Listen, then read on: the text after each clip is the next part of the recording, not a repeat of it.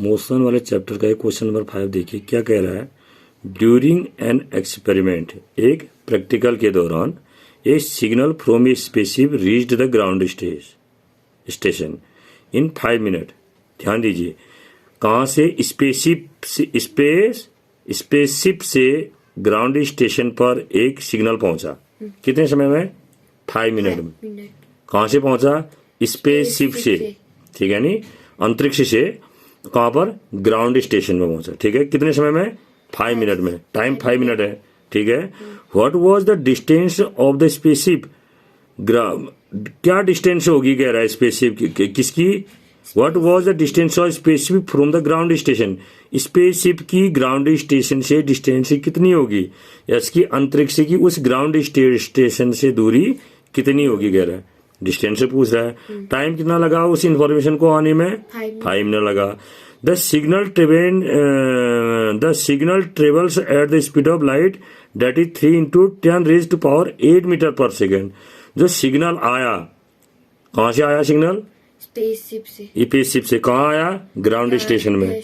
Ground station में आया, और ग्राउंड स्टेशन में आया कितने समय में आया? 5 मिनट में आया। उसकी स्पीड क्या थी आने की? 3 into 10⁸8 मीटर पर सेकेंड। समय कितना लगा? 5 मिनट। क्या पूछ रहा है? स्पेसशिप की ग्राउंड स्टेशन से डिस्टेंस कितनी है। तो डिस्टेंस इक्वल टू क्या होता है? Speed into time. स्पीड क्या है यहाँ पर? 3 into 10⁸8। टाइम कितना है? 5 मिनट। मिनट को काय में चेंज करेंगे? सेकेंड में। क्यों? क्योंकि स्पीड काय में दे रखी है? मीटर पर सेकेंड में दे रखी है ना। तो देखिए सरल है ये। देखिए इस तरह से क्वेश्चन है, इसको समझना है। यहाँ पर है हमारा स्पेसशिप अंतरिक्ष है, जो भी है जहां से हम कर रहे हैं। अंतरिक्ष केंद्र भी कह सकते हैं हम उसको। क्या कह सकते हैं?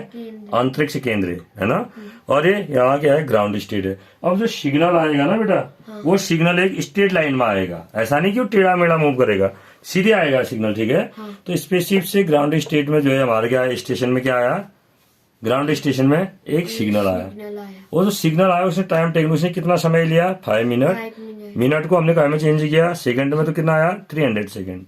5 into 60 सेकंड, तो ये हो गया 300 सेकंड। ठीक है, स्पीड ऑफ सिग्नल क्या है? 3 into 10⁸8 मीटर पर सेकंड। मतलब एक सेकंड में कितना स्पीड कितनी है सिग्नल की, कितनी डिस्टेंस से कवर कर रहा है?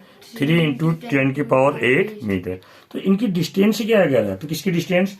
हम क्या लिखेंगे? डिस्टेंस ऑफ द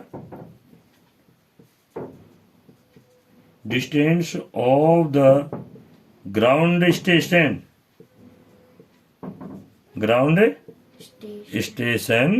कहां से? फ्रॉम, बता, फ्रॉम स्पेसशिप